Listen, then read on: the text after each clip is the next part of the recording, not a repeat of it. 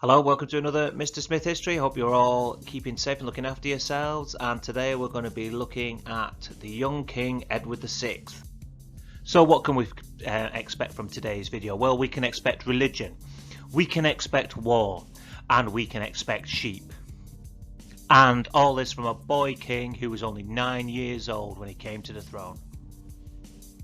So we're going to look at some of the things that happened in Edward's reign while he was king, and some of the things that happened, and then there's a little task to do at the end of the video. Edward was a Protestant, so one of the things he did when he became king is he made the church more Protestant, and one of the things was that he changed the prayer book, so it wasn't in Latin, it was in English. Now, not everyone was happy about this, and in 1549 peasants revolted in the West Country. They weren't happy with the changes that he's made to the prayer book, and they wanted the prayer book changed back to Latin again. But Edward wasn't stopping there. He introduced the Act of Uniformity. This made changes to the church. It made it more simple.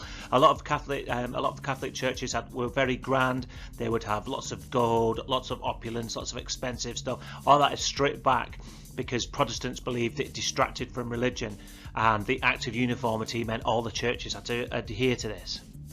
So it's 1549 again, and guess what? The peasants are unhappy again.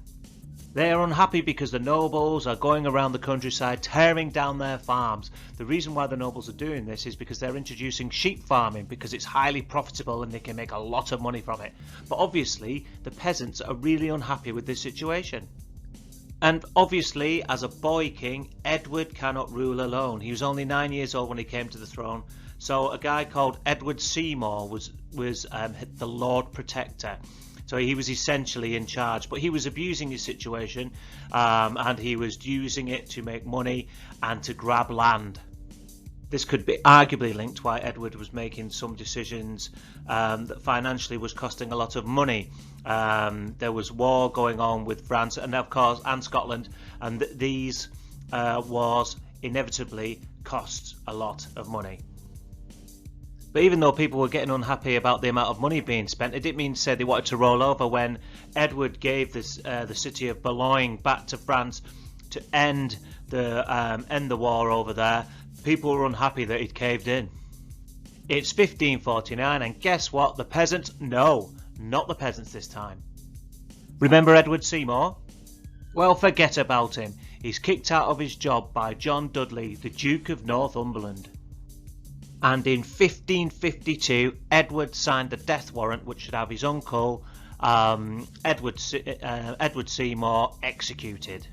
And that's not the only document that Edward tinkered with. He also tinkered with his dad's will. Henry VIII had proclaimed that his daughter Mary should succeed Edward to the throne should he die. Edward changed this and made it so that Lady Jane Grey would follow him to the throne, as she was Protestant and Mary was Catholic. And finally, on the 6th of July in 1553, Edward VI dies from tuberculosis, which is a lung infection. He dies at the young age of 15.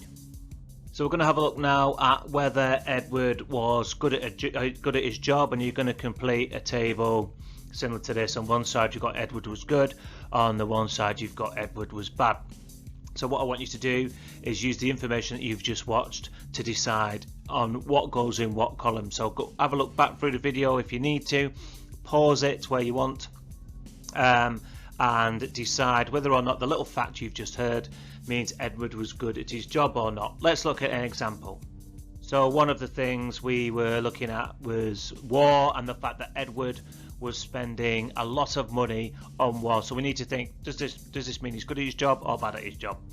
Now I guess there could be arguments for both sides here, but let's for the sake of argument say that we think Edward was bad at his job.